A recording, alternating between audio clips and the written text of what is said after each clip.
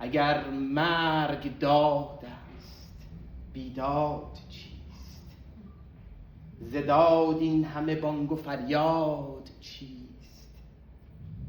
از این راز جان تو آگاه نیست، بدین پرده اندر تو را راه نیست. This is the beginning of the story of Rostam and Sohrab, and Ferdowsi says this story is full of tears. This is a story of death.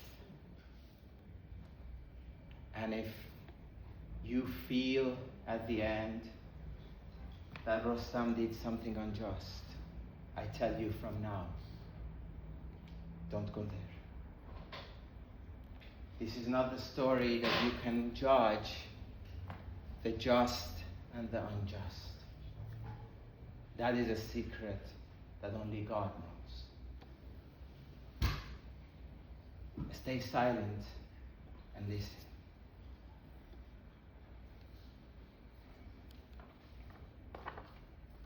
So I'm going to tell you a little bit quickly the story because I'm getting out of time. The story begins as Rostam, the hero of Iran, the undefeated hero of Iran. Wherever in any battlefield he arrives, Iran wins. This is the national hero, wise.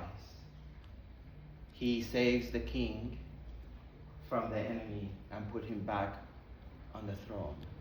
Wherever there is a problem no one can solve, they need him and his power, and he arrives. He's also from a lineage that created other great heroes who did exactly the same. So in one way, I shall say Rostam is Iran, and it's at its power, with its most honorable actions. He goes, he's sad and not very happy, and he feels like, I want to go for a hunt. So he takes his horse Raksh and goes very close to the enemy territory for a hunt.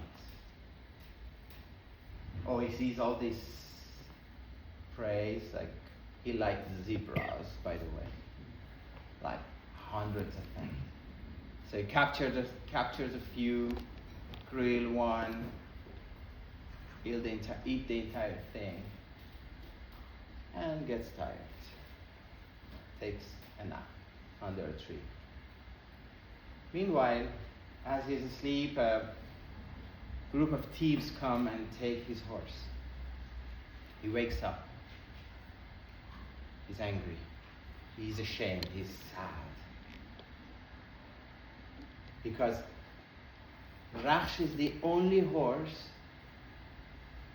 that can carry him, carry his existence, his being. When he was born, he was so strong that every horse that he sat on, the horse's back would break, until he found Raksh. And Raksh becomes his only companion through all this history that he goes through, in wars, in huntings, to meet the lovers. In all his history, he cannot walk. He would have to walk otherwise. So Raksh is important, and he's like so pissed off. He starts looking for the footprint, ends up at the doors, at the gates of Samangan. It's a small town, small kingdom between the two great empires of the time, Iran and Turan, arch enemies.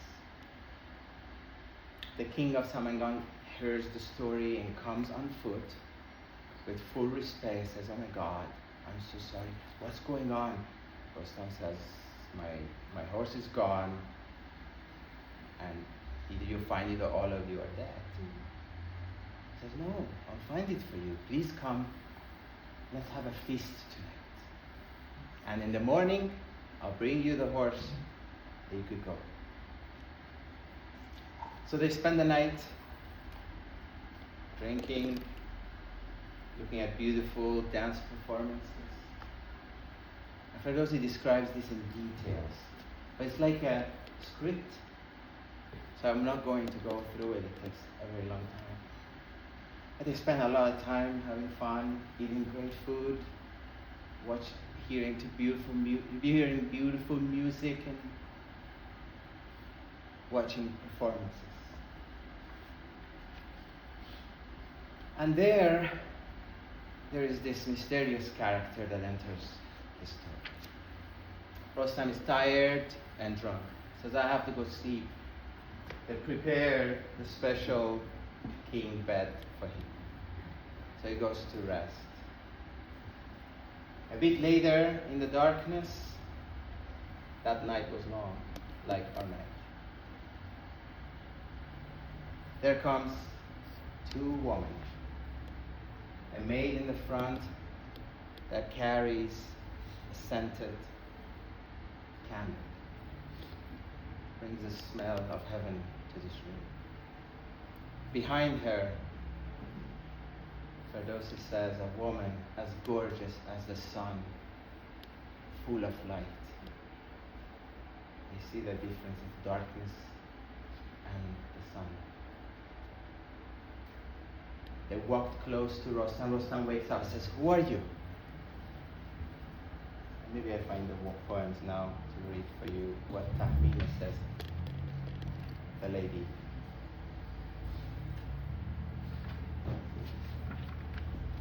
He says, this is Tahmina. I am the daughter of the king. I know who I am and I know what I'm worth. And I've searched the world. There is no one, absolutely no one, who could possibly be my husband. Everyone is lower than what I deserve. I heard your stories. I heard how powerful you are, how brave you are, how you go to the battle. Such a hero you are. And I fell in love.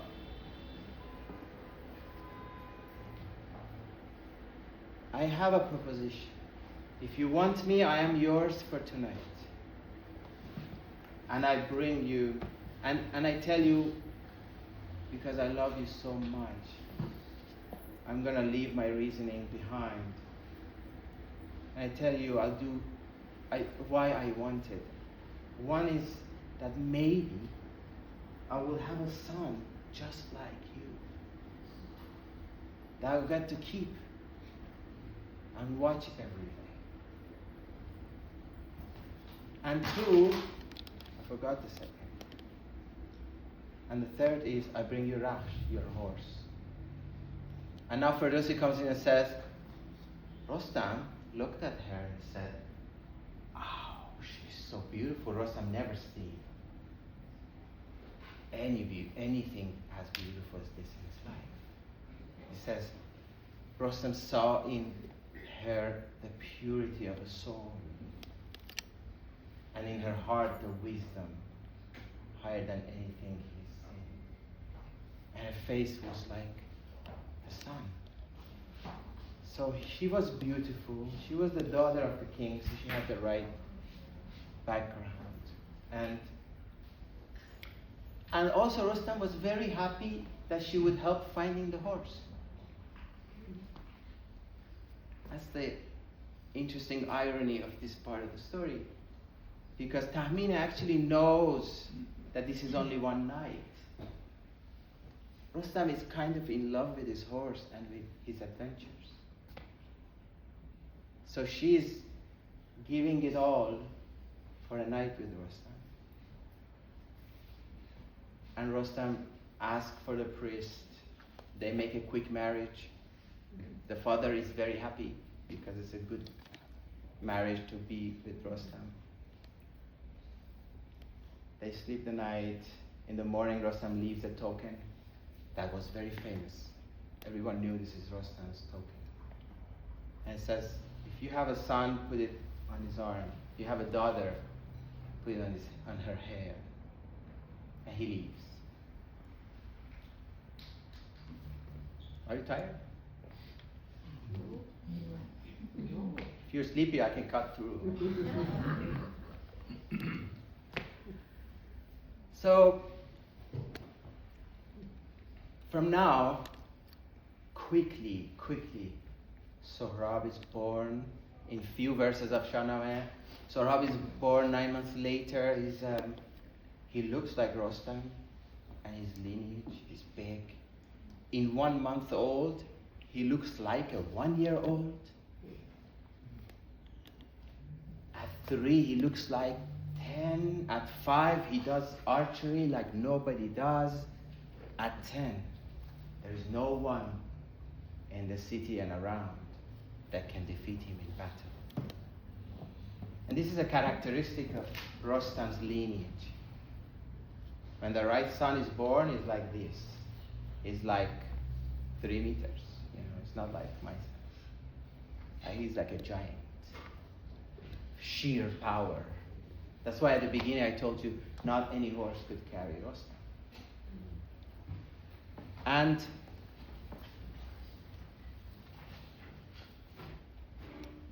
now he comes back to his mother and says, I'm defeating everyone in the city. And they make a mockery of me, of who is my father. You hide it from me. And I can't stand this humiliation.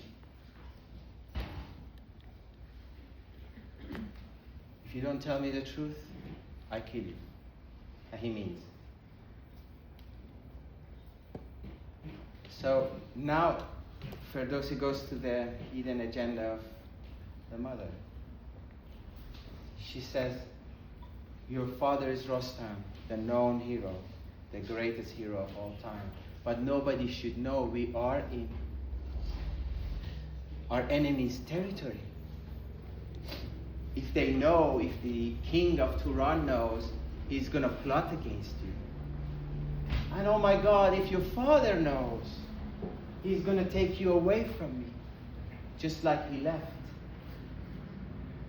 And I'll be lonely. And Sohrab, so powerful he is, he says, if I am Sohrab and my father is Rostam, therefore no one should be king on this earth. I take an army and I go defeat the king of Iran, put my father on that kingdom, and then I take an army and destroy the kingdom of Turan, and I become the king of Turan. And this is his plan. Isn't that familiar to you? To wage war, to create eternal peace. I'll go take this war. I'll go do it because I'm so powerful. It's raw power. He's young. He's idealist. He wants to go and finish this duality in the world, the Turan and Iran, and make one out of everything. How many world wars we had with the same ideas? But he's young, so he's ambitious, he's pure. He really means it.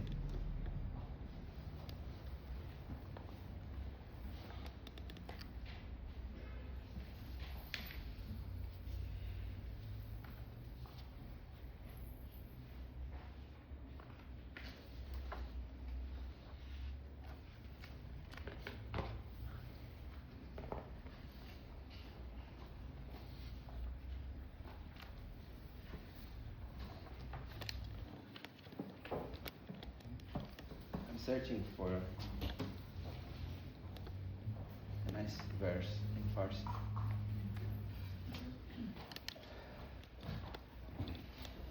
How many minutes? 15 more. Okay. So 30. Okay, I'm gonna cut it short. It's going to. It's okay. Too long. Keep going. So Sohrab raised an army. The news comes to Afrasiab, the king of Turan, arch enemy of Iran. And he sends 12,000 of his best soldiers. At heads of them is the generals who have seen many battles with Iran. And he tells them, go, may this young son kill the old hero. And if he did, when he comes back to the camp, kill him. So we're rid of both. So the army of Turan comes with so many men, all the gifts and all the beautiful words to deceive Sohrab. They join him and say, you are the commander, we give you everything, we're going to go on this war with you. Sohrab feels great. They come to invade Iran. At the first line of defense is a castle called Castle White. And there's a hero there, Hojair, who's been in many wars. He's very experienced. He looks at the army that's coming from Turan and says, who are these people to dare coming? So he rides out alone to confront the army, also to delay them for the castle to get ready. And there is this back and forth between him and the Turan, and then Sohrab is laughing. He says, who is this guy? He came here alone, so daring. What does he think? So Sohrab goes one-on-one, and this is a tradition in the old battles, to have a one-on-one fight, to be fair between the heroes. And Hojair is a strong man. There's a reason he is at that border. And he tells them, no one is born from the Turks of Turan who could ever defeat me. And he possibly mean it. And there is a little bit of racism here. And in the battle, Sohrab wins so quickly and easily. Hojair uses a spear and it gets into Sohrab's body, but it can't penetrate. And Sohrab just pushed the spear back into the back of the spear into Hojair's body, lift him off the horse like Hojair has no weight, and throw him off, and then jumps on him to kill him. The Iranian hero says, please spare my life. Sohrab says, okay. He just sent him back to be imprisoned. And the most interesting woman of Ferdowsi's characters in the entire Shahnameh is going to appear now. Gorda Farid. She's a battle-hardened heroine. She's inside the castle. She's the daughter of the Castellan. And she feels such a shame. And remember, shame is a very, very strong motive in Rumi, in Ferdowsi's work. You go to war when it's about your name, which is your honor, and shame. She feels ashamed of such a quick defeat. She puts an armor on, like a cavalier, hides her hair, and runs to the battlefield, screaming at the army of the Turanian and says, who do you think you are? Who dares to come to attack me, to fight with me? And of course, Sohrab is laughing, but she's a very capable companion. Sohrab comes to the battlefield and she is a master of archery. She gives Sohrab such a hard time from left and right. Arrows are pouring like rain on Sohrab, in such a way that Sohrab feels ashamed. This is the only battle that he has to really fight. The girl is tricky. And she knows how to maneuver on the horse. It's not easy to win. Eventually, Sohrab gets closer and closer in close combat and rips her off the horse. She still manages to break things and ride away on her horse. But Sohrab's horse is faster. And he gets to her, closer to the castle, throws off the horse, and now he suddenly sees, wow, this was a woman. And now she changes strategy. She looks at Sohrab, she's beautiful. He falls in love instantly. The woman who can fight me like this? Oh my God. So he's gonna, capture her, and she tells him, hey, you had such a hard time in this battle. All your soldiers watching. They haven't seen my hair. Because it's far from there. What do you think they're gonna think if you capture me and send me back? They would say, oh, you went through such a hard time defeating a woman, a young girl. Instead, you're so beautiful, I'm already in love. Let me go inside. I let you in. And you don't have to go through all this war. I go convince them. I let you in. So Rob has his heart is, and it's not so much fun to be in love with someone you capture. It's better if she's free and she wants you back. So he lets her go. As soon as she enters the castle, they close the door, the gate. She goes up and says, who do you think you are? You were born on Turkish blood. I'm Persian. You defeated me. You think you can defeat Rostam? This is a country of Rostam. Yes, I was not enough to stop you, but he is.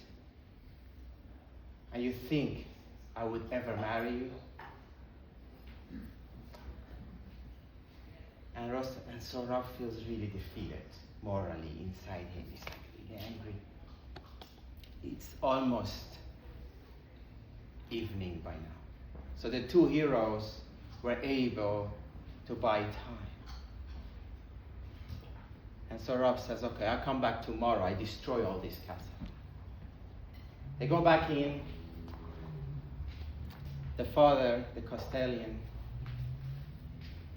having seen how Sohrab fights, and this is an old man who has been in so many wars, has seen all the heroes, Sohrab, Rostam, his father, his grandfather, his great-grandfather. This guy is old.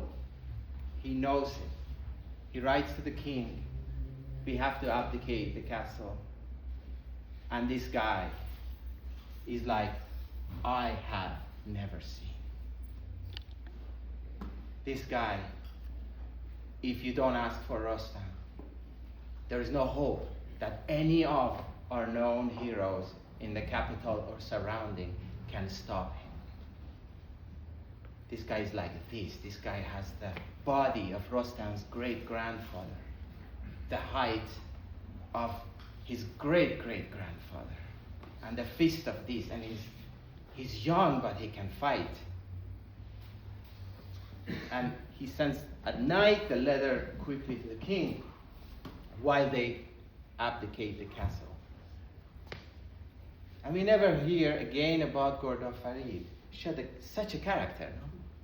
And whenever I read this story when I was a child, I was thinking, oh, they were supposed to get married and have the next hero. Because that's how it is in Shahnameh.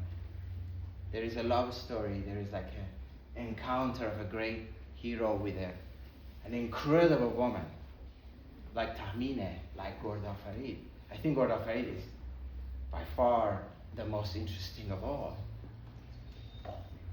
But it's not going to happen.